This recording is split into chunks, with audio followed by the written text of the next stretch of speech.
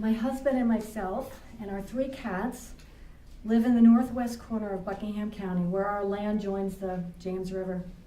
I choose to live in the quiet of the country and near to Yogaville, an international retreat and spiritual center, which has been and would be highly impacted by the ACP and the compressor station.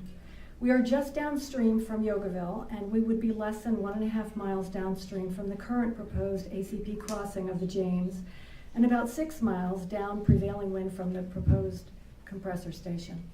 We so enjoy boating, floating, and swimming on the river. We thrill when we occasionally encounter bald eagles, osprey, otter, bear, bobcats, mountain lion. I do this work for them, the voiceless, the innocent, and the vulnerable.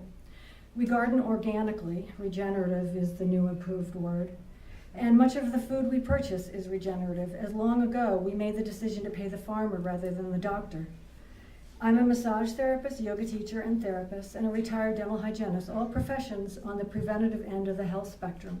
Clearly, I value highly clean air, water, food, lifestyle. My husband suffers with PTSD, and we struggle to find a healthy balance, what with the extensive hours and years I put into fighting on the front lines of this damned pipeline as Secretary of Friends of Buckingham. This exhausting fight is stressing and wreaking havoc with many lives up and down its proposed length and beyond.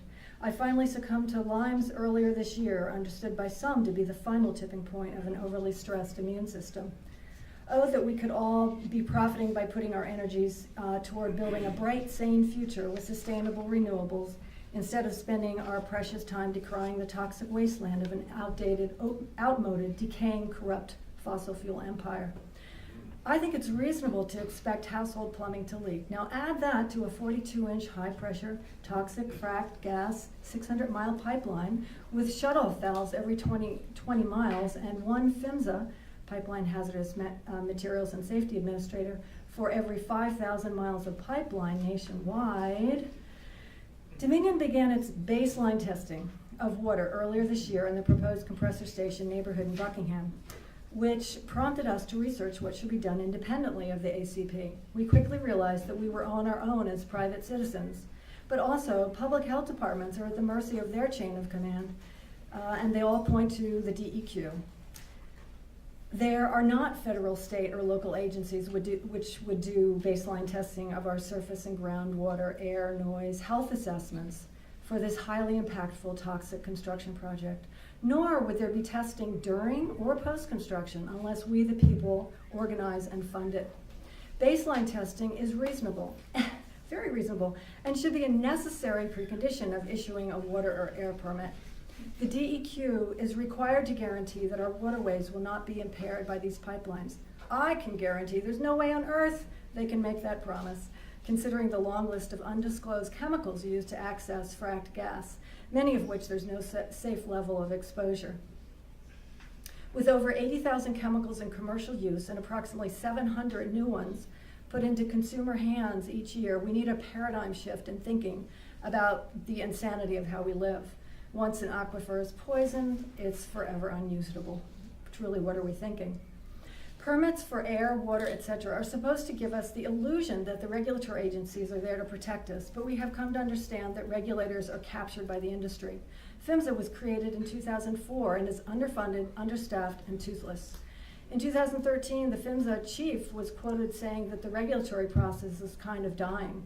There are over 2.6 million miles of pipes in the US, many miles of which have never been inspected, some pipelines over 100 years old. On pipeline standards, says Carl Weimer, the executive director of the Pipeline Safety Trust, a public charity that promotes fuel transportation safety. This isn't the fox guarding the hen house, it's the fox designing the hen house. On earthquakes, 5 years ago, we had a 5.8 that was centered near Mineral, Virginia, 30 miles east of here and home of Dominion's North Anna nuclear plants. This was felt from Ontario to Georgia and did a lot of damage in the nearby area. People are still recovering from the financial impacts to their homes and buildings. According to the USGS reports, a notable quake with a magnitude of 4.0 or higher east of the Rockies is a rarity.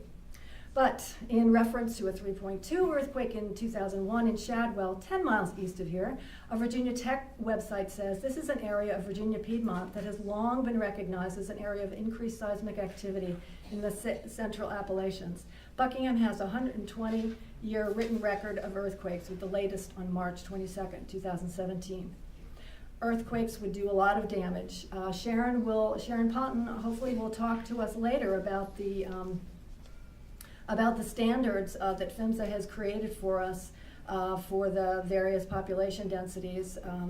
The pipeline wall in the lower density population would be 75% less than in a higher density population area, and the distance between valves, 20 miles.